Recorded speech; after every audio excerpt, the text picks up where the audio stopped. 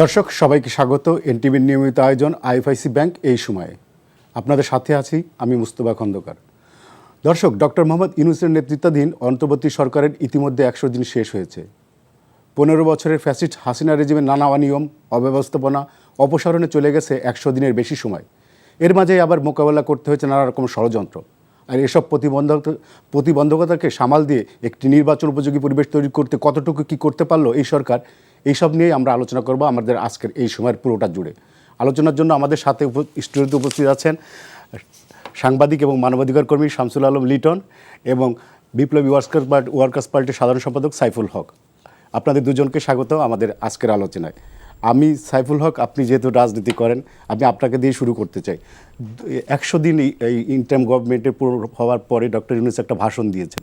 সেই ভাষণ নিয়ে নানা রকম প্রতিক্রিয়া হচ্ছে। বিএনপি অলরেডি বলেছে যে নির্বাচনের রোডম্যাপ আমরা চাই, না হলে একটা রাজনৈতিক দলের সঙ্গে ওনাদের দূরত্বটা বাড়বে। আপনার কাছে কি মনে হয় যে নির্বাচনের রোডম্যাপকে এখনই ঘোষণা করে দেওয়া উচিত, কিংবা ওনারা যে বলছে একটা সংস্কার করেই তারপরে ওনারা কী করবে? জি, আপনাকে ধন্যবাদ। সম্মানিত সহ আলোচক, আপনার অনুষ্ঠানের দর্শক শ্রোতা, তাদেরকে আমি শুভেচ্ছা জানাই। অন্তর্বর্তী সরকারের প্রধান উপদেষ্টা প্রফেসর ইউনূস, তিনি যে জাতির উদ্দেশ্যে ভাষণ দিয়েছেন, তিনি 100 দিনের তার সরকারের যে কর্মকাণ্ড, সেই কর্মকাণ্ড তিনি বিস্তারিত বর্ণনা দিয়েছেন। এবং এমনকি নির্বাচন নিয়েও তিনি অনেকগুলো গুরুত্বপূর্ণ বক্তব্য রেখেছেন।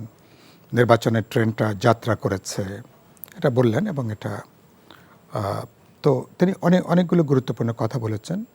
সরকারের কাজকর্মকে কিছু কিছু চ্যালেঞ্জের কথা বলেছেন, সেটা এসছে। তো যেটা গুরুত্বপূর্ণ যেটা হয়েছে যে রাজনৈতিক দলগুলো বা ধরুন বৃহত্তর রাজনৈতিক সমাজ তার 100 দিনের পরে তার কাছ থেকে ধরুন নির্বাচন সংক্রান্ত সুনির্দিষ্ট যে পথনকশা যেটা দেখতে চেয়েছিলেন, আর সে ব্যাপারে কিন্তু অস্পষ্টতা থেকেই গেল। এক ধরনের বিভ্রান্তি জায়গাটা তৈরি হয়েছে। বিভ্রান্তিটা কেন বলছি, যে তিনি আল জাজিরের সাথে তার যে সাক্ষাৎকার, তিনি বললেন না যে সর্বোচ্চ 4 বছর পর্যন্ত থাকতে পারে, এটা বলেননি যে 4 বছরই থাকবে, যেটা পরে আবার ক্লারিফিকেশন দেওয়া হয়েছে। এবং বলতে বলতে তারপরে এক পর্যায়ে তিনি আবার বললেন যে দলগুলো যদি সংস্কার না চায় তাহলে তো এটা ছাড়াই একটা নির্বাচন হবে। আমার মনে হয় কিছুটা এর মধ্যে কিছুটা হতাশার একটা টোনও এর মধ্যে আছে। এগুলো তার মানে এর মধ্যে দিয়ে সরকারের ইন্টেনশনের একটা বিষয়টাও কিন্তু রিফ্লেক্টেড হয় আর কি, যে তারা কোন পর্যন্ত থাকতে চান, কিভাবে থাকতে চান, এগুলো দিয়ে। তো আমার দিক থেকে যেটা বলা সেটা হলো যে এ পর্যন্ত তাদের সাথে আমাদের যে এনগেজমেন্ট, যেটুকু আলাপ আলোচনা, বা তারাও পাবলিকলি যে সমস্ত কমিটমেন্ট তারা করেছেন, ডিসেম্বরের মধ্যে সংস্কার কমিশনগুলো তার রিপোর্টটা চলে আসার কথা। আর এরপরে তো অন্তর্বর্তী সরকার পলিটিক্যাল পার্টিগুলোর সঙ্গে তারা কথা বলবেন, আলোচনা করবেন। আর অনেকগুলো পরিবর্তন বা রিফর্মের ব্যাপারে আমাদের তো পাবলিক কমিটমেন্ট আছে। সেটা এরকম না 5ই আগস্টের পর থেকে না, অনেক বছর ধরে, বিশেষ করে গত 2-2.5 বছর ধরে আমরা যুগপৎ আন্দোলনে যারা আছি, বিপ্লবী ওয়ার্কার্স পার্টি, গণতন্ত্র মঞ্চ, বিএনপি সহ প্রায় সমস্ত রাজনৈতিক দল।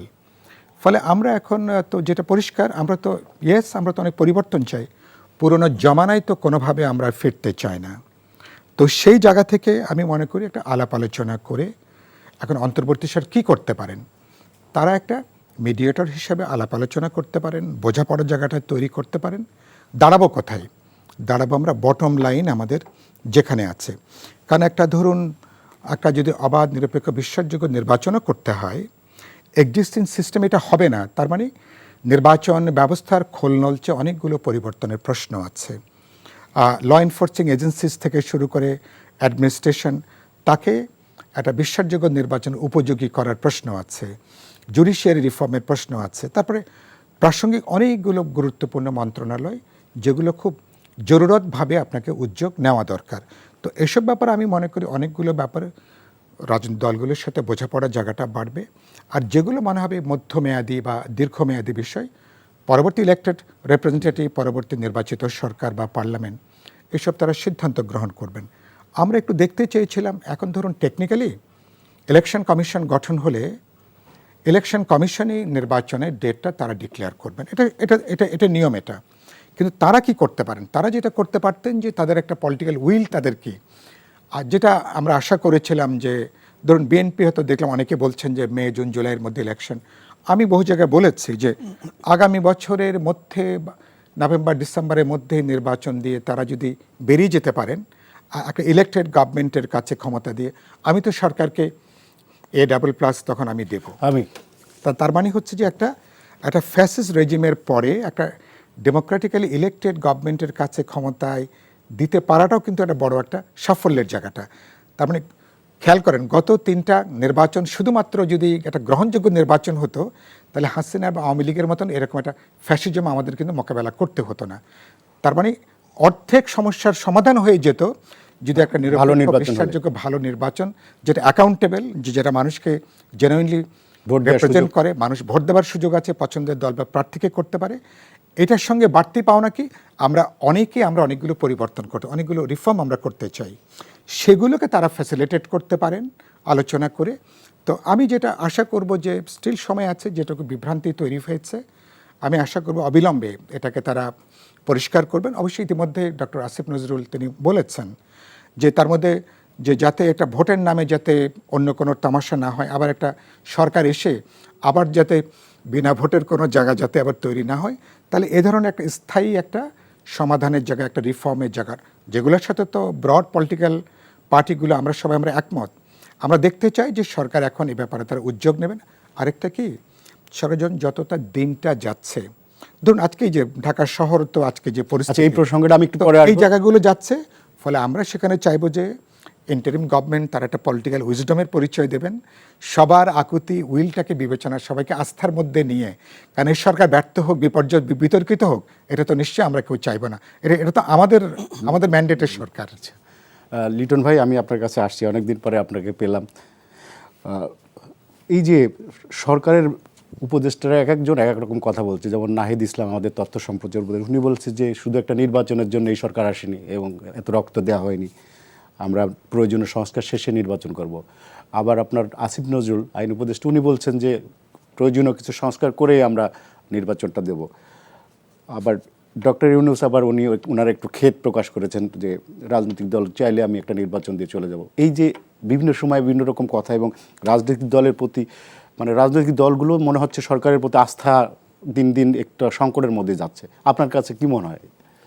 থ্যাংক ইউ মুস্তফা খন্দকার, আপনাকে বিশেষ ধন্যবাদ আপনার সাহসী ভূমিকার জন্য এবং আপনার স্পষ্ট উপস্থাপনার জন্য, সাংবাদিকতা সুলভ সাহসের জন্য। দীর্ঘদিনের দশকেরও বেশি ফ্যাসিবাদ বিরোধী সংগ্রামের সময় সাংবাদিক হিসেবে, গণমাধ্যম কর্মী হিসেবে আপনার স্বাধীন এবং নির্ভীক ভূমিকার জন্য। আর এনটিভিকে অনেক ধন্যবাদ। এনটিভির জন্মলগ্ন থেকে আমার নানা স্মৃতি আছে, নামকরণ সহ আরও অনেক বিষয়ে। আমি এখানে আজকে প্রথম এই অনুষ্ঠানটি করার জন্য এবং আমার আমন্ত্রণের জন্য অনেক ধন্যবাদ আপনাকে এবং জহির ভাইকে। আমি মনে করি যে এই যে বক্তব্যের বিভিন্নতা, এটাই হচ্ছে গণতন্ত্রের বিউটি। আমরা একটা গণতান্ত্রিক পরিবেশে ঢুকে পড়েছি। বিপ্লবের মধ্যে দিয়ে ফ্যাসিবাদকে বিদায় দিয়েছে জাতি, এবং শুধু বিদায়ই দেয় নেই, ফ্যাসিবাদের একেবারে সকল ধরনের কাল্ট এবং প্রতীক, সকল ধরনের এমনই বিদায় হয়েছে। বাইতুল মোকাররমের খতিব থেকে, বাংলাদেশ ব্যাংকের গভর্নর থেকে, ইউনিয়ন কাউন্সিলের একেবারে মেম্বার পর্যন্ত, এবং গোরস্থানের দফাদার কিংবা পাহারাদার, সকলেই একযোগে ফ্যাসিবাদের সব কিছুই চলে গেছে। এখন কি আবার চলে আসবে না? আসবে কি আসবে না, সেটি হচ্ছে সময়ের ব্যাপার। অনেক অপ্রাসঙ্গিক বিষয় নিয়ে কথা হবে, প্রাসঙ্গিক বিষয় নিয়ে কথা হবে, নয়েজ হবে, দ্যাট ইজ ডেমোক্রেসি। 15 বছর পর এবং 1-11 সহদলীয় 17 বছর পরে মানুষ মুক্তভাবে কথা বলতে পারছে, এবং খুবই মৌলিক কতগুলো বিষয় আলোচনা হচ্ছে। সংস্কার পৃথিবীর কোনো ধারাপাত অথবা কোনো গ্রামারের মধ্যে বিষয় না, এটা চলমান প্রক্রিয়া। আজকে যে সংস্কারটি শেষ হলো, কালকে সেটি আবার পুনঃসংস্কারের প্রয়োজন হবে। সুতরাং এর যে রাষ্ট্রের যে রাজনৈতিক প্রতিষ্ঠান, এখানে রাজনৈতিক দলগুলো হচ্ছে জনগণের পক্ষ থেকে রাষ্ট্রের এক একটি খুঁটি। এবং আমি মনে করি যে ডক্টর ইউনূসের যে সরকারটি, এটি হচ্ছে সকল রাজনৈতিক এবং অরাজনৈতিক, সামাজিক, সাংস্কৃতিক, ধর্মীয় সকল শক্তির একটা সম্মিলিত যে নৈতিক শক্তি ধারণ করছে। এত শক্তিমান সরকার 53 বছরে আমরা দেখিনি। অন্য তত্ত্বাবধায়ক সরকারের চেয়ে অনেক বেশি শক্তিশালী। এবং ডক্টর ইউনূস এর আগে তত্ত্বাবধায়ক সরকারের ছিলেন উপদেষ্টা হিসেবে। তিনি যুক্তরাষ্ট্রের প্রেসিডেন্সিয়াল মেডেলের আগে 1980 সালে প্রেসিডেন্ট জিয়াউর রহমানের প্রেসিডেন্সিয়াল মেডেল কিন্তু পেয়েছিলেন বিশ্ববিদ্যালয় শিক্ষক। সুতরাং আমাদের এই দেশে আমরা ওনাকে হঠাৎ করে পাইনি। ওনার যে ইমোশনাল স্পিচ, ওর মধ্যে থেকে আমি যদি বিশ্লেষণটা শুরু করি, উনি 111-এর সময় দল করতে চেয়েছিলেন, দলে যথেষ্ট সাড়া পাননি, উনি কিন্তু সেটিকে ডিসম্যান্টেল করে দিয়েছেন। এবং উনি যদি 111-এর সময় আজকেও যে আবেগের কথা বলছেন, এটি আমি মনে করি ডক্টর ইউনূস, এটার মধ্যে কোনো ভনিতা নেই। তিনি বলেছেন রাজনৈতিক দলগুলো যদি সংস্কার না চান, এই না চানের মধ্যে একটা খেদ আছে, একটা ক্ষোভ আছে, একটা বড় ধরনের ক্ষোভের বহিঃপ্রকাশ আছে। না চান কথাটা প্রধান উপদেষ্টা সকলের ঐক্যের প্রতীক হিসেবে তার মুখ দিয়ে বেরোনোটা, এটাও একটা এক ধরনের ব্যাপার। কিন্তু যদি আমরা কনসিডারেশনে নিই, যদি না নেই সাথে নাই নিতে পারি, সেই প্রশ্নটা কেন? সেই প্রশ্নটা হচ্ছে যে রাজনৈতিক দলগুলোর অভিভাবক সুলভ যে ভূমিকাটি, এটি একটি অনেক বড় সংকট। 100 দিনের মধ্যে ডক্টর ইউনূস এই জঞ্জালের মধ্যে থেকে সব কিছু রূপরেখা ঘোষণা করে ফেলতে পারবেন, এটা যেমন কেউ আশা করে না। আবার একটা রূপরেখার যে একটা কাঠামো নিয়ে চিন্তা হচ্ছে, তার একটা বহিঃপ্রকাশ থাকবে। আর নাহিদ তো রিপ্রেজেন্ট করছে এই যে সংগ্রামী শক্তি, যে শক্তিটি জগদ্দল পাথর সরাতে মরণপণ সংগ্রামের নেতৃত্ব দিয়েছে, ওদের সব কিছু কনসিডারেশন নিলে হবে না। তারা যদি রাজনৈতিক দল করতে চায়, কেন করবে না? এটাই তো, এর জন্যই তো 71 সালে আমাদের দেশটি স্বাধীন হয়েছিল। স্বাধীন হয়ে আমরা স্বাধীন হতে পারিনি পার্শ্ববর্তী দেশের অধীনতামূলক এবং দমনমূলক এবং প্রভুত্বমূলক আচরণের কারণে। এই 53 বছর পর এটি দিল্লিকে বিদায়ের বিপ্লব ছিল, এটি ফ্যাসিবাদকে বিদায়ের বিপ্লব ছিল, এটি সকল অগণতান্ত্রিক প্রয়াসের বিরুদ্ধে সম্মিলিত মানুষের একটা ঐক্যবদ্ধ প্রয়াস, বিপ্লব, গণ অভ্যুত্থান ছিল। সুতরাং এটি জনতার সরকার প্রতিষ্ঠা করেছে, তারা সময় নিচ্ছে। তবে আনলিমিটেড সময় নিলে মানুষের ধৈর্যের বাঁধ ভাঙতে পারে অনেকগুলো কারণে। একটি হচ্ছে দ্রব্যমূল্য, ল অ্যান্ড অর্ডার সিচুয়েশন, এগুলো হচ্ছে ডে টু ডে মানুষকে এফেক্ট করে। সুতরাং আমি খুবই ভালো চাই, আমি ডক্টর ইউনূসকে সফল দেখতে চাই। কিন্তু তিনি যে মন্ত্রী পরিষদ করেছেন, সেই মন্ত্রী পরিষদকে তিনি কিন্তু এই 3 মাসের মধ্যে যদি একবার দুবার পরিবর্তন করতেন, আরও কিছু যাদের প্রতি মানুষের আস্থা আছে, যারা বিপ্লবে ছিলেন, বিপ্লবে যারা বুক চেতিয়ে দিয়েছেন, আজকে আপনার মতো সাহসী মানুষরা যারা বুক তাদের প্রতিনিধি কোথায়? যারা এসছেন তাদের অনেকেই, বেশিরভাগেরই কোনো ভূমিকা এখানে ছিল না। সুতরাং এই বিপ্লবকে ধারণ করা তাদের পক্ষে সম্ভব না। আপনার টিভি স্টেশন আসতে আসতে দেখলাম আইজিপি এবং ডিএমপি কমিশনার চেঞ্জ হয়েছে, খুবই যথার্থ। কথা হচ্ছে আগে যারা কদিনে পালন করেছেন তারা যে ব্যর্থ হয়েছে তা আমি বলবো না, কিন্তু নানা কারণে এই পরিবর্তনটি গণতন্ত্রে জরুরি, কেউই অপরিহার্য নয়। এবং আমার মনে হয় এই মন্ত্রিপরিষদ বিভিন্ন কর্তৃপক্ষের ব্যাপারে ডক্টর ইউনূস যদি আরও ব্ল্যাঙ্কেট অপারেশনে যান, আরও বলিষ্ঠ অপারেশন নেন, রাজনৈতিক হয়রানিমূলক নির্যাতনগুলোর ব্যাপারে ব্ল্যাঙ্কেট অপারেশন হয়নি, ব্ল্যাঙ্কেট অর্ডার হয়নি, যার ফলে রাজনৈতিক যে বিপ্লব, যে বিদ্রোহ, সেখানে বিজয়ের যারা হয়েছে, গত 15 বছর যারা বাড়িতে ঘুমাতে পারেনি, তারা এখনও বারান্দা বারান্দায় ঘুরছে, কোর্টের বারান্দা বারান্দা। ডিজিটাল সিকিউরিটি অ্যাক্টের মামলাগুলো এখনও আছে এবং বিমানবন্দরে বসে থাকতে হচ্ছে আমাদের অস্ট্রেলিয়ার সাংবাদিক শামীমের মতো অনেককে। আমি যখন এয়ারপোর্ট দিয়ে ঢুকছি, আমি কিন্তু বলেছি আমার কিন্তু ডিজিটাল সিকিউরিটি অ্যাক্টে ওয়ারেন্ট আছে। যে কোনো কারণে হোক পাসপোর্টার নাম মিলাতে না পেরে বললো যে নাই, আমি বললাম স্বরাষ্ট্রমন্ত্রীকে আপনি জানান যে আমার নামে ওয়ারেন্ট আছে এবং ডিজিটাল সিকিউরিটি অ্যাক্টে। কথা হচ্ছে এইরকম একটা অবস্থায়, তার মানে আমি ওয়ারেন্ট আছে, কালো আইনটিও আছে এবং সারা পৃথিবীতে নিন্দিত, সেটি কিন্তু, এটি কিন্তু 1 মিনিটের মধ্যে সেটা কিন্তু রিপিল করা যেত। তার সঙ্গে সঙ্গে নিচের লাইনটিতে ওই আইনে রুজুকৃত সকল মামলা বাতিল বলিয়া গণ্য হবে। That's all. এই ব্যাপারগুলোতে ডিসাইসিভ, মোর এফেক্টিভ, তাহলে ডক্টর ইউনূসের কাছ থেকে মানুষের যে রাজনৈতিক আকাঙ্ক্ষা, সে আকাঙ্ক্ষাটি পূরণ হবে। সাইফুল হক, আপনার কাছ থেকে আসি, সেটা হচ্ছে আমরা দীর্ঘদিন ধরে, আপনারা রাজনৈতিক যারা স্টেক হোল্ডার আছেন, তারা এই যে সার্চ কমিশনের বিরুদ্ধে কথা বলেছেন, আওয়ামী লীগ সরকার যেটা করছিল, সেই সার্চ কমিশন দিয়েই আবার একটা নির্বাচন কমিশন হচ্ছে, তো আবার সংস্কারের কথাও বলা হচ্ছে। তো সংস্কারের জন্য কি ওয়েট করা যেত না? কিংবা এই সার্চ কমিশনের মাধ্যমে অলরেডি 10 জনের নাম চূড়ান্ত করেছে কমিশন, তারা রাষ্ট্রপতির কাছে জমা দেবে। আপনার কাছে কি মনে হয় যে কম্পিটেন্ট কোনো একটা আমরা দক্ষ ভালো নির্বাচন কমিশন পাবো এর মাধ্যমে? আপনাকে ধন্যবাদ। যে আইনে সার্চ কমিটি গঠন হলো এর আগে আওয়ামী লীগ সরকারের আমলে, সে আইন সম্পর্কে আমাদের সমালোচনা ছিল। কারণ আমরা ভেবেছিলাম যে রাজনৈতিক দলগুলোর সঙ্গে আলাপ আলোচনা করে, মানে নির্বাচন কমিশন সংক্রান্ত আমাদের কোনো আইন ছিল না বহু বছর, 5 দশকের বেশি। সমালোচনার মুখে সরকার তার মতন করে তারা একটা আইন করলেন, ওই আইনের ভিত্তিতে এবার সার্চ কমিটি হলো। প্রথম আমার বক্তব্য হলো যে ওই আইনের মাফিক সার্চ কমিটি করার কোনো দরকার ছিল না। তারা যেটা করতে পারতেন, ইম্পর্ট্যান্ট স্টেক হোল্ডার হিসেবে পলিটিক্যাল পার্টিসগুলো বা আরও ইলেকশনের সঙ্গে যারা যুক্ত অংশীজন আছেন তাদের সঙ্গে আলাপ আলোচনা করে সেখানে নামগুলো দেওয়া যেত, তারপরে তারা সবটা বিবেচনা করে সেটা করতেন। এখন ধরুন যদি আগামী কয়েকদিনের মধ্যে নির্বাচন কমিশন গঠন হলে সেটা নিয়েও একটা যদি গ্রহণযোগ্য হয় ভালো কোনো প্রশ্ন হয়তো বড় প্রশ্ন উঠবে না, না হলে কিন্তু এটা নিয়েও একটা বিতর্কের জায়গাটা থেকে যাবে। আরেকটা আমি যেটা বলতে চাই যে নির্বাচন কমিশনার আমি কীরকম দেখতে চাই, আজকে আমাকে একজন জিজ্ঞেস করছিল মিডিয়াতে, আমি বলেছি নির্বাচন কমিশন যে সময়ে এই নির্বাচন কমিশনের দায়িত্বটা আগামী ইলেকশনকে তারা কন্ডাক্ট করবেন, একটা যোগ্য, দক্ষ, দূরদর্শী সম্পন্ন এবং নির্বাচন শিডিউল ঘোষণার পরে নির্বাচন কমিশনের কাছেই কিন্তু গুরুত্বপূর্ণ নির্বাচন সংশ্লিষ্ট মন্ত্রণালয়গুলো তাদের অধীনেই থাকা উচিত, যে ব্যাপারে আমাদের পজিশন বা অনেকগুলো দল এভাবেই মনে করে। আবার এমন নির্বাচন কমিশন করবে যাদের নির্বাচন সংক্রান্ত কিছু অভিজ্ঞতা আছে, প্রশাসনিক বলি বা ফিল্ড লেভেলে বলি, নানা জায়গায় যাদের কিছু অভিজ্ঞতা আছে, যারা একটু ইম্পার্শিয়ালি, যারা একটু পেশাদারি দক্ষতার সাথে যারা দায়িত্বটা পালন করবেন। এমনকি অন্তর্বর্তী সরকারের কোনো মতামতও যদি তাদের কাছে মনে হয় যে সেটা সঠিক হচ্ছে না, এটি নিয়েও প্রশ্ন তুলতে পারবেন, তাহলে এরকম বলিষ্ঠ মেরুদণ্ড সম্পন্ন নির্বাচন কমিশন একটা দরকার। আরেকটা গুরুত্বপূর্ণ কথা হলো যে নির্বাচন কমিশন তো যদি আপনি ফেরেস্তাও বসান, ধরে নিলাম খুব যোগ্য ভালো লোকরা আছে, ইটস অ্যান অর্কেস্ট্রা। নির্বাচনকালীন সরকার, এখন অন্তর্বর্তী সরকার, তাদের একটা পরিপূর্ণ সহযোগিতার প্রয়োজন হবে এবং রাজনৈতিক দল, অন্তর্বর্তী সরকার, নির্বাচন কমিশন এবং এর সঙ্গে যুক্ত যা, তার মানে এটা একটা কালেকটিভ, এক ধরনের একটা অর্কেস্ট্রা, যার মধ্য দিয়ে আমরা একটা অবাধ, নিরপেক্ষ, বিশ্বাসযোগ্য নির্বাচন, মানুষ 16টা বছর ধরে যে নির্বাচনের জন্য দেশের মানুষ অপেক্ষা করছে, সে ধরনের একটা নির্বাচন আমরা দেখতে চাইব। আর এর সঙ্গে যে আলোচনাটা একেবারেই নাই, আমি আপনার মনোযোগ আকর্ষণ করব, ভবিষ্যতে আপনাকে অনুরোধ করব এই প্রশ্নটা আলোচনায় আপনি আনার জন্য। গোটা নির্বাচনী ব্যবস্থার যেটা আমরা বলি এটা আমূল পরিবর্তন। 25 লাখ টাকা ধরেন খরচ করার কথা, খরচ করবে 25 কোটি টাকা, খরচ করবে 50 কোটি টাকা। নির্বাচনটাকে এক ধরনের ব্যবসার মতন জায়গা অনেকে মনে করে। অন্য কোনো ব্যবসাতে দ্রুত এত টাকা ইনকাম করা সম্ভব না। মনে করে একবার যদি এমপি হতে পারে আর কোনোভাবে যদি আরও ক্ষমতার জায়গায় যাওয়া যায়, তাহলে 50 কোটি টাকা, হয়তো 5 বছরে 500 কোটি টাকাটা রিটার্ন আসতে পারে। অন্য কোনো ব্যবসা করে এত মুনাফা করা সম্ভব না। আর এটাকে আপনি ব্যবসা হিসেবে দেখছেন কি? ব্যবসা বলছি, তারা এটাকে তো বিনিয়োগ হিসেবে তারা দেখে।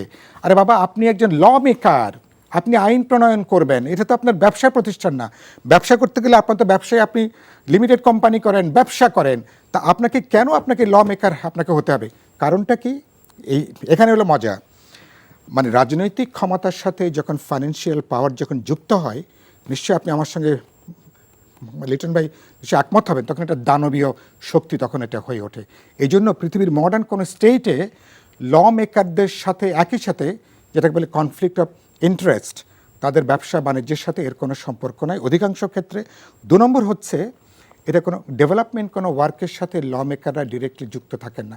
কারণ লোকাল গভর্নমেন্ট হচ্ছে আপনার ডেভেলপমেন্টের কাজগুলো উন্নয়ন করবেন, ডেভেলপমেন্টের কাজের সাথে যুক্ত থাকবেন। কিন্তু দুর্ভাগ্য যে আমাদের ল মেকাররা গম, টিনের বরাদ্দ থেকে শুরু করে হেন কোনো কাজ না যার সঙ্গে যুক্ত না। এই কারণের জন্য পার্লামেন্ট মেম্বার হওয়াটা একটা ইঁদুর দৌড়ের মতন একটা ব্যাপার। এটা একটা যেন লাভজনক একটা জায়গাটা, এটাকে যদি অলাভজনক করতে হয়, সত্যি সত্যি যদি একটা সেবামূলক কাজ করতে হয়, তাহলে গোটা নির্বাচনী ব্যবস্থারও সংসদ, পার্লামেন্ট মেম্বাররা কী কাজ করবেন, কোনটা করবেন না, এগুলো রিফর্মের মধ্যে, আলোচনার মধ্যে আনাটা অত্যন্ত জরুরি। ফলে গোটা নির্বাচনী ব্যবস্থার একটা পরিবর্তন দরকার।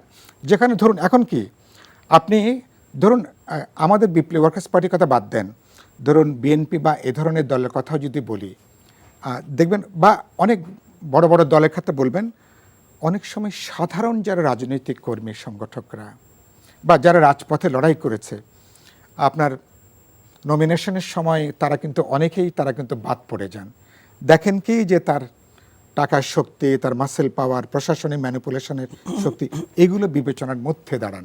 তার মানে প্রকৃত ধরুন দীর্ঘ বছরের পর বছর যারা জানবাজি করে, যারা রাজপথে লড়ছেন, দলের জন্য কাজ করছেন, সময় দিচ্ছেন, জানবাজি করে আছেন, মামলা আছে, জেল খেটেছেন, অনেক সময় তারা কিন্তু বিবেচনার মধ্যে থাকছেন না।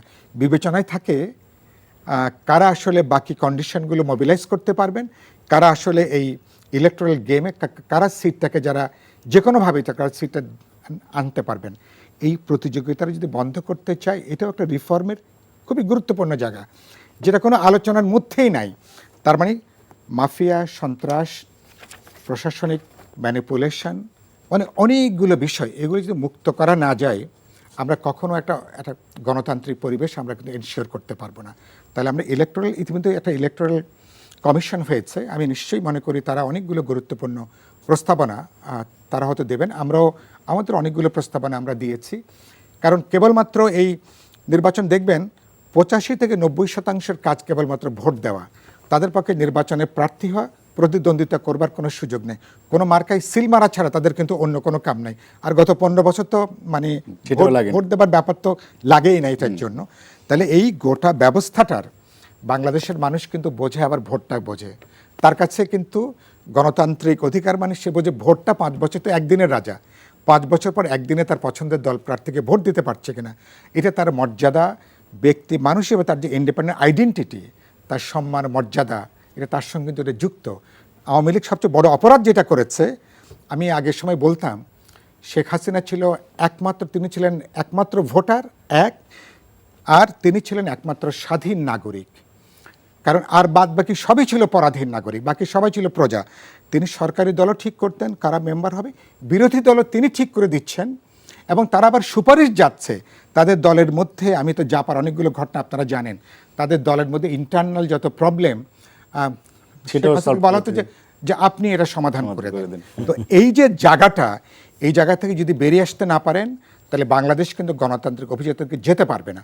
ফলে আমরা এবারকার যাত্রাটা শুরু করব, কিন্তু there will be lot of issues যেগুলো আপনাকে আজকে অ্যাড্রেস করতে হবে, কিছুটা আপনি ভবিষ্যতের জন্য আপনাকে রাখতে হবে। তো আমি মনে করি সে জায়গায় বাংলাদেশ একটা অসাধারণ যাত্রা শুরু করেছি, সেই যাত্রাটাকে আমরা ভবিষ্যতে এটাকে আমরা অব্যাহত রাখতে চাই। ধন্যবাদ লিটন ভাই। আমি আপনার কাছে আসি, সেটা হচ্ছে যে আমরা দেখলাম যে বিএনপির ভারপ্রাপ্ত চেয়ারম্যান জনাব তারেক রহমান কালকে একটা অ্যাড্রেস দিয়েছেন। উনি একটা কর্মশালায় উনি বলেছেন যে ষড়যন্ত্রের একটা কথা বলছে, দেশে ষড়যন্ত্র থেমে নেই এবং এই সরকারকে ব্যর্থ করার জন্য নানা চক্রান্ত হচ্ছে। আপনারা জানেন যে যারা মোটামুটি আপনারা তো দীর্ঘদিন ধরে রাজনীতি করছেন এবং আপনারা এই বিষয়টা খুব ভালোভাবে অবগত, আপনারা এই বিষয়ে সতর্ক থাকবেন। আমরা দেখছি যে নানা রকম ষড়যন্ত্র হচ্ছে বিভিন্ন সময়, এবং বিশেষ করে আমাদের প্রতিবেশী দেশ ভারত আমাদের এই পরিবন্ধনটা মেনে নিতে পারেনি এবং তারা শেখ হাসিনাকে তার দেশে আশ্রয় দিয়েছে।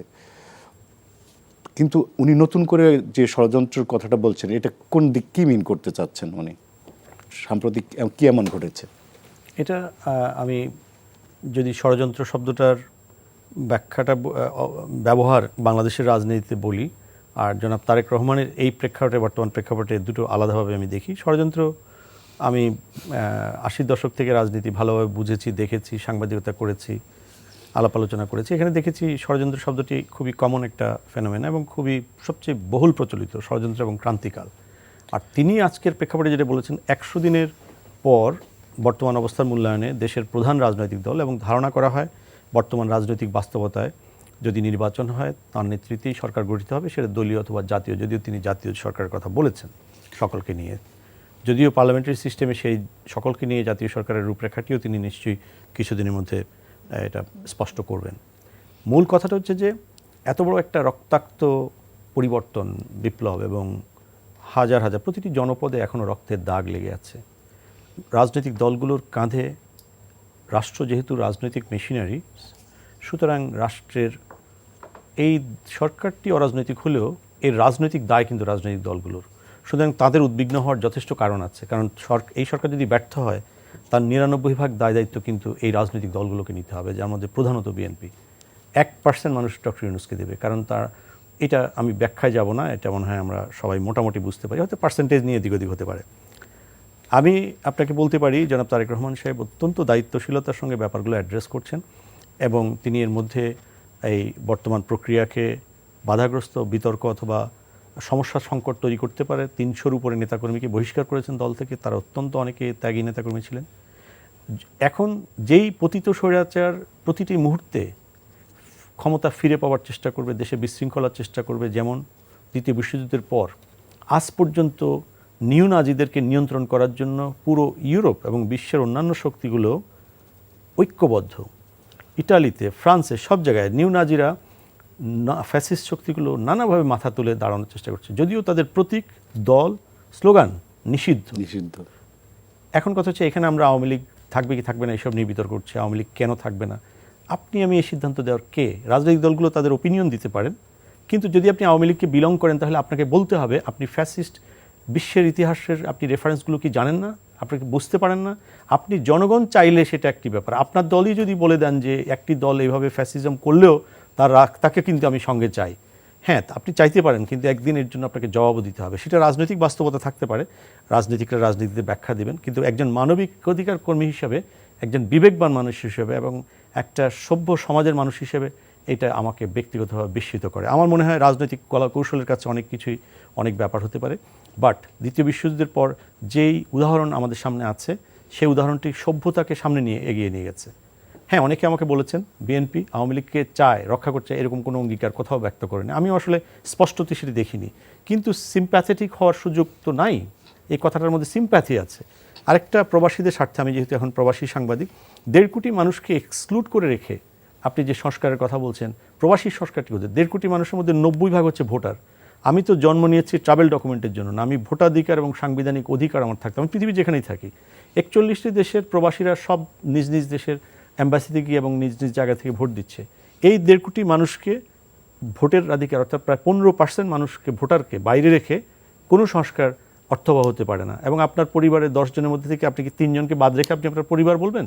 সো আমি মনে করি দেশবাসীর কাছে এবং পলিসি মেকার যারা আছে তাদের সংস্কারকে পূর্ণাঙ্গ করতে হলে প্রবাসীদের শুধু রেমিটেন্সের জন্য প্যাম্পারিং করার দরকার নেই, ওরা 3 গুণ রেমিটেন্স দেবে এবং তারা এন্টারপ্রাইজ করবে। তাদের মেধা এবং সব কিছু নিয়ে, রেমিটেন্স না শুধু, তাদের মেধা, তাদের স্কিল, তাদের এক্সপার্টাইজ সব কিছু নিয়ে আসবে, তারা এন্টারপ্রাইজ ডেভেলপ করবে। সো এখানে অনেক বড় বড় ভূমিকা রাখতে পারে এবং আগামী দিনে এটি অনেক ভালো ভূমিকা রাখতে। আরেকটি হচ্ছে রাজনৈতিক সংস্কার, সব সংস্কার কমিশন করছেন, রাজনৈতিক সংস্কৃতির যে সংস্কার করা দরকার সেটি কবে হবে? এই যে রাজনৈতিক জাতীয় সংকটে রাজনৈতিক দলগুলো একসঙ্গে বসা, এটা একটা সংস্কৃতির অংশ। রাজনৈতিক দলগুলোর রাষ্ট্রীয় কোনো পৃষ্ঠপোষকতা নাই, তাহলে রাজনৈতিক দলগুলো চলবে কোত্থেকে? তাহলে তো বাস স্ট্যান্ড আর রাস্তাঘাট পোস্টার লাগানোর জন্য চাঁদার কথা বলে ব্যবসায়ীরা উৎপাত শিকার হবে, বাস সব জায়গা থেকে চাঁদাবাজি হবে। এটি তো রাজনৈতিক চর্চার একটা অপরাজনৈতিক চর্চা, যদিও আমি বিশ্বাস করি না যে এটা দলীয় কোনো কর্মসূচির অংশ। যেহেতু ফান্ড নাই, রাজনৈতিক নেতারা চলবেন কীভাবে যাদের ব্যবসা বাণিজ্য নাই, যারা সরকার থেকে অবশ্যই সভ্য দেশগুলোতে যেভাবে আগের নির্বাচনে ভোট পাওয়া হয় তার সমানুপাতিক হারে দলের জন্য একটা সামান্য একটা থাকে এবং মেম্বারদের নিজেদের সাবস্ক্রিপশন থাকে। সো দুইভাবে ম্যাচ ফান্ডিং, এই ব্যাপারে এগুলো কিন্তু সংস্কারের অংশ। রাষ্ট্র তো রাজনৈতিক মেশিনারি, রাষ্ট্র তো এনজিও না, এন ফেলে দিতে হবে জিও। সো আমার মনে হয় এই রাজনৈতিক সংস্কৃতির সংস্কারটা করতে হবে, প্রবাসীদের ভোটাধিকার নিশ্চিত করতে হবে। এবং আমরা যারা এই বিষয় নিয়ে কাজ করেছি লন্ডন বেজ অর্গানাইজেশনগুলোর মাধ্যমে, হিউম্যান রাইটস অ্যালায়েন্সের মাধ্যমে, আমরা দেখেছি এটা 1 বছরের মধ্যেই করা সম্ভব। এবং পরবর্তী নির্বাচন যদি 1 বছর পরে হয়, প্রতিটি প্রবাসী ভোট দিতে পারবে টেকনোলজিক্যাল ফ্যাসিলিটিসের মাধ্যমে, এবং সকলেরই এনআইডি এবং ভোটিং রাইট নিশ্চিত করা সম্ভব। আমার মনে হয় এনটিভিকে অনেক ধন্যবাদ। এনটিভি বরাবর প্রবাসীদের জন্য অত্যন্ত ভয়েস রেজ করে এবং আমার বিশ্বাস ডক্টর ইউনূসও প্রবাসীদের ব্যাপারে অত্যন্ত হৃদয়বান এবং তিনি চান, কিন্তু আমলাতান্ত্রিকভাবে এটা চিন্তা করলে হবে না, এটাকে চিন্তা করতে হবে পলিটিক্যালি এবং একেবারে ব্ল্যাঙ্কেট অর্ডারে। ধন্যবাদ সাইফুল হক। লিটন ভাই যেমনটি বলছিলেন যে রাজনৈতিক দল আওয়ামী লীগের নিষিদ্ধ করা নিয়ে একটা ডিলেমা চলছে আমাদের রাজনীতিতে। এই ছাত্ররা চাচ্ছে একটা প্রধান বিরোধী, মানে এখন বলতে প্রধান রাজনৈতিক দল বিএনপি, তাদের ভিতরে এক ধরনের সিম্প্যাথি কাজ করছে দলের প্রতি, এবং তারা বলছে জনগণ যদি ভোট দিতে পারে, ভোটের অধিকার জনগণের যদি ঠিকমতো আমরা প্রতিফলন ঘটাতে পারি, তাহলে এমনি তারা বাজেয়াপ্ত হয়ে যাবে, তাদেরকে নিষিদ্ধের কোনো সুযোগ নেই। বাট ডক্টর ইউনূসের সরকার এবং ছাত্র যারা এই জুলাই বিপ্লবের অন্যতম অগ্রসেনানী, তারা চাচ্ছে এবং তারা বলছে কোনোভাবেই যেন তাদেরকে নির্বাচনে আমরা আসতে দেব না। তো একজন রাজনীতিক হিসেবে আপনাদের এটা কি? আমি এই প্রসঙ্গে ইতিমধ্যে অনেক জায়গাতে এটা আমি কথা বলেছি, বহু জায়গাতে কথা বলেছি। প্রথম হচ্ছে এই যুগে, এখানে লিটন ভাই নিশ্চয়ই তার একটা ইন্টারন্যাশনাল ধারণা আছে, এই যুগে আলটিমেটলি নিষিদ্ধ করাটা শেষ পর্যন্ত এটা কোনো সমাধান না। একটা দল হিসাবে এটা আমরা জানি যে সেকেন্ড ওয়ার্ল্ড ওয়ারের পরে জার্মানিতে নাজি পার্টি তাদের তারা বহুদিন নিষিদ্ধ ছিল।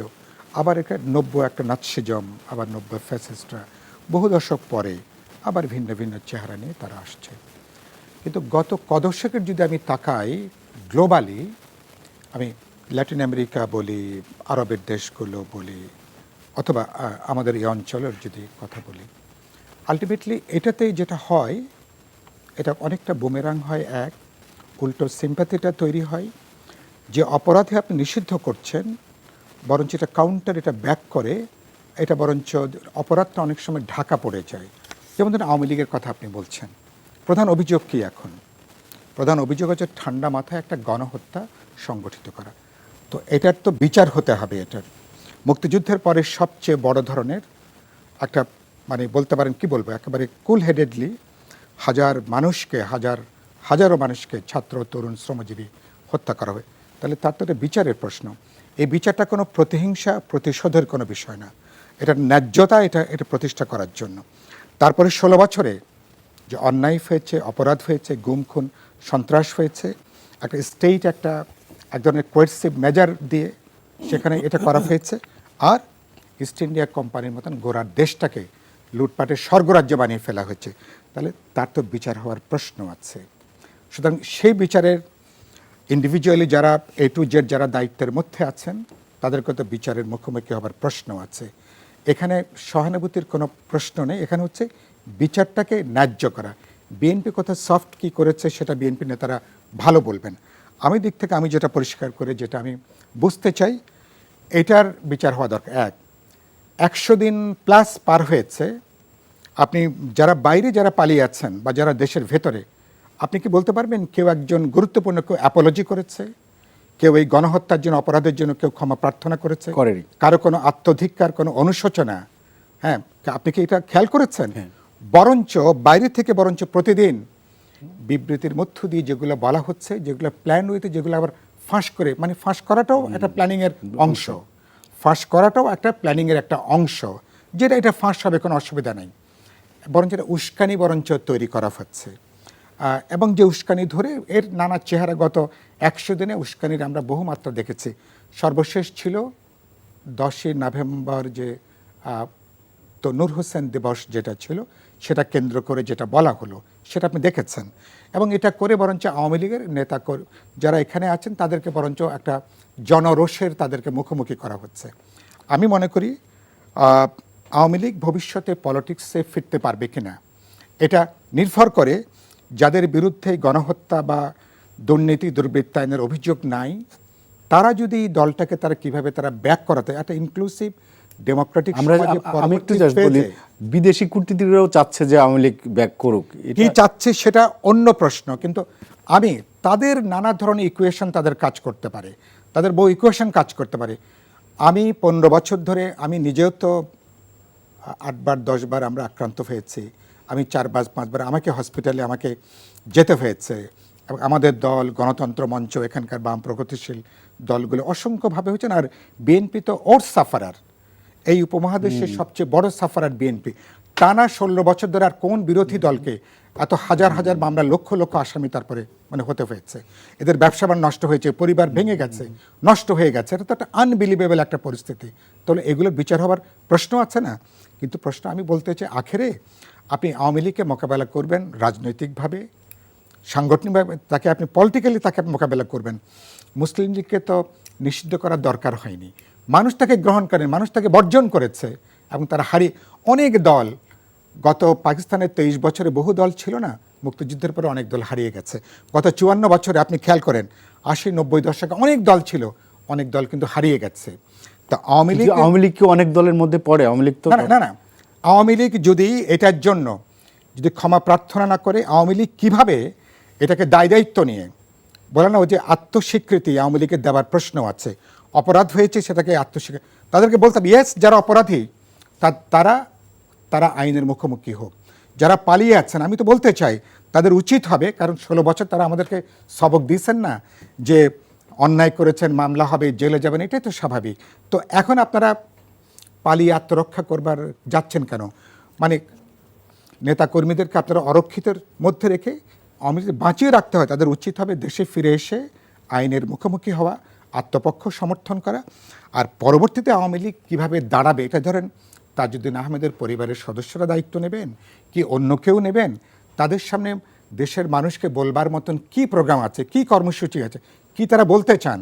তার মানে এই এক্সিস্টিং এই লিডারশিপকে বাইরে রেখে তাদেরকে একভাবে ডিজাউন করে আওয়ামী লীগ যদি ঘুরে দাঁড়াতে চায়, সেটা ভবিষ্যতের প্রশ্ন।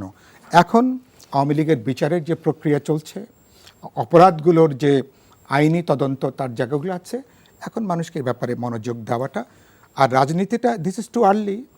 এখন নির্বাচনের শিডিউল ডিক্লেয়ার করবার পরে তখনকার সময়ে রাজনৈতিক অবস্থা, মানুষের মনোভাব, সামগ্রিক যে পরিস্থিতি, রাজনৈতিক দলগুলো অবশ্যই নীতিনিষ্ঠ অবস্থান গ্রহণ করবে।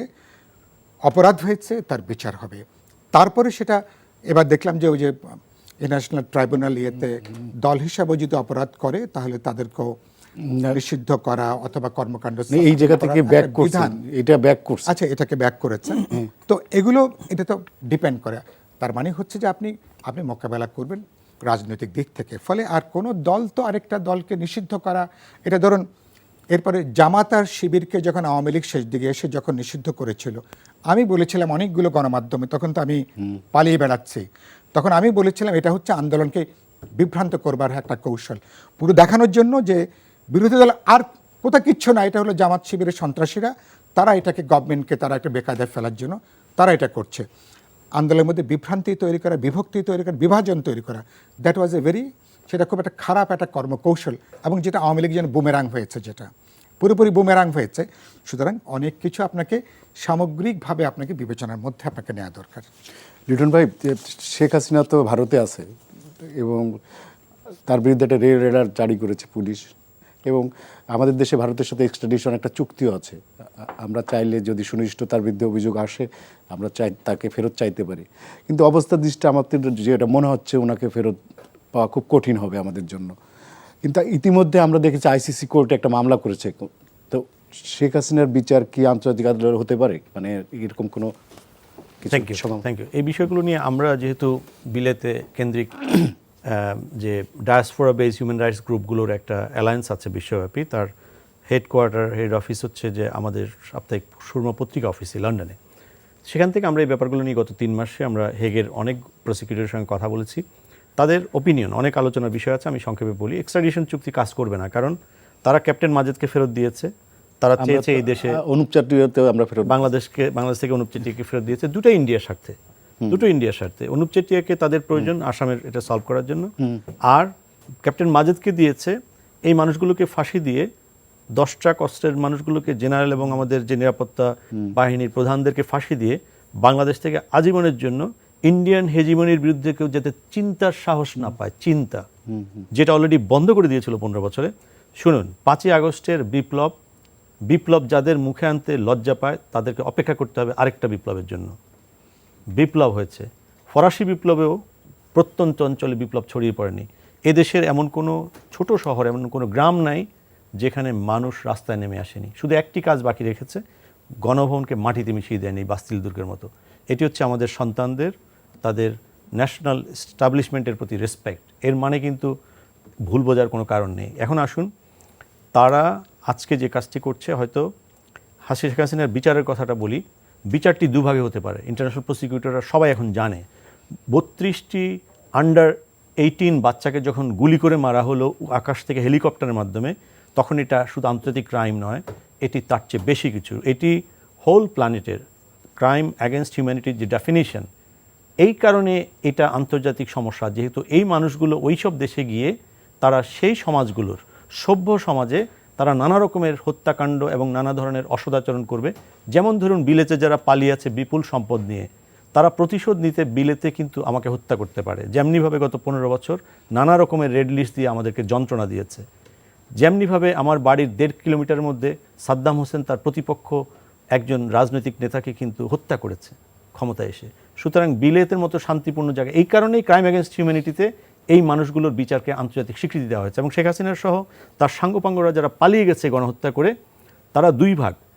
অন্যান্য দেশের, আফ্রিকার দেশগুলোতে ওয়ারলর্ডদেরকে আইসিসিতে নিয়ে আসা হয়েছে তাদের সাঙ্গপাঙ্গ সহ, আর ওই দেশের আদালতে কিন্তু অন্যান্যদের বিচার হয়েছে। আইসিসি প্রসিকিউটররা এই উদাহরণটি দিয়েছে বারবার, যে তোমরা যদি শেখ হাসিনাকে হেগে নিয়ে না আসতো, এখন তো বাংলাদেশ পার্টি হবে, এটা বাংলাদেশ কিন্তু ফুলফিল করছে কন্ডিশনগুলো। বাংলাদেশের আদালত বিচার করলেও এই মানুষগুলো ইন্টারন্যাশনাল ফ্রি অ্যাক্সেসটা নিয়ে দেশে দেশে পালিয়ে বেড়াচ্ছে। সুতরাং আমরা আর সংক্ষেপে কখনো লিটন ভাই। বাংলাদেশে তাদেরকে ফেরত পাওয়ার সম্ভাবনা খুবই কম। সেই কারণে আন্তর্জাতিক শান্তি বিঘ্নিত যাতে না হয়, ক্রাইম এগেইনস্ট রোম স্ট্যাচুট অনুসারে এই শেখ হাসিনা বাহিনী প্রধানগণ এবং তার যে গেস্টাপো পলিটিক্যাল 4-5 জন আছে, ওই 20-22 জনকে হেগে নিয়ে যেতে হবে, এবং এটি খুবই সহজ, এবং এটি উইদিন 6 to 9 মান্থসের মধ্যে তাদের ওয়ারেন্ট ইস্যু হয়ে যাবে। তখন দুটি কাজ হবে, এদের বিচারও নিশ্চিত হবে, আর পাশাপাশি যে আর্টিকেল 8 হিউম্যান রাইটসের কথা বলে বিশ্বের দেশে দেশে গিয়ে আওয়ামী লীগের নামে নেবে, ওই পথ বন্ধ হয়ে যাবে। শুনে রাখুন, আমাদের এই কোর্টে আপনি যখন রায় ঘোষণা করবেন এই গ্যাংদের বিরুদ্ধে, তারা কিন্তু সারা পৃথিবীতে এটা নিয়েই ঘুরে বেড়াবে তাদের অধিকার প্রতিষ্ঠার জন্য। সো খুবই স্বাভাবিক, শেখ হাসিনাকে আমরা ইন্ডিয়া থেকে ফেরত পাবেন না। রেড অ্যালার্ট 100 বার জারি করতে পারেন, সেটাও কিছু হবে না, সেটা কাজ করে নিয়তিতে। তার রহমানের ব্যাপারে করা হচ্ছে, আরও অনেক নেতার ব্যাপার করা হচ্ছে। সো বিচার নিশ্চিত করতে হলে এই রক্তাক্ত অধ্যায়ের যদি পরিসমাপ্তি করতে হয়, নো জাস্টিস নো পিস, শুধু বাংলাদেশ নয় বিশ্বের জন্য হলেও শান্তির জন্য এই গ্যাংগুলোর বিচার করতে হবে হেগে এবং বাংলাদেশে। ধন্যবাদ। সাইফুল ভাই, 1 মিনিটে যদি কিছু বলেন লাস্টে শেখ হাসিনার বিচার। না, আমি তো প্রথম আমি যেটা বলেছি, যেটা বিচারগুলো তো হওয়ার বিষয়, এই যেটা আমি বলেছি, বিচারটা কোনো রাজনৈতিক প্রতিহিংসার কোনো বিষয় না, এটা কোনো প্রতিশোধের কোনো বিষয় না। একটা ইন্ডিপেন্ডেন্ট আমরা একটা জাতিরাষ্ট্র, এবং আমাদের ইতিহাসের যে জঘন্যতম যে হত্যাকাণ্ড হয়েছে, যে অপরাধগুলো হয়েছে, যেটা শুধু ইন্টারন্যাশনাল কমিউনিটি যেটা পুরোপুরি উইটনেস করেছে, একেবারে লাইভ দেখেছে, গোটা দুনিয়া অপরাধগুলো লাইভ দেখেছে। তো সেই জায়গাটা করাটা, এটা তো সুতরাং এটা হচ্ছে যে একটা আনফিনিশড টাস্ক। এটা হলো এবারকার যে গণজাগরণ, গণ অভ্যুত্থান বলি, বা কেউ একটা বিপ্লব বলছেন, এটাকে কমপ্লিট করার জন্য একটা জরুরি কর্তব্য হচ্ছে এটা। এই জরুরি কর্তব্য ছাড়া আপনি কিন্তু ভবিষ্যতে কিন্তু আবার যদি এটা আপনি আধাখাস্তাভাবে ছেড়ে দেন, তাহলে কিন্তু আবারও কিন্তু হয়তো অন্য চেহারায় এরপরে দেখা যাবে যে কোনো না কোনোভাবে এটা আবার কিন্তু আবির্ভূত হচ্ছে। ফলে আপনাকে ভবিষ্যতের জন্য, আপনাকে ন্যায় বিচার নিশ্চিত করবার জন্য, এবং বাংলাদেশ যে একটা স্বাধীন জাতির রাষ্ট্র হিসাবে আমি যেটা আমার ভবিষ্যৎ করতে চাই, তার জন্য কিন্তু এগুলো প্রয়োজন। ধন্যবাদ লিটন ভাই এবং সাইফুল ভাই আমাদেরকে সময় দেওয়ার জন্য। দর্শক, আজ এখানে শেষ করছি। আমাদের এই অনুষ্ঠানটি পুনরায় দেখতে ভিজিট করুন এনটিভির অনলাইন www.ntvbd.com-এ। সবাই ভালো থাকবেন। ধন্যবাদ সবাইকে। শুভরাত্রি।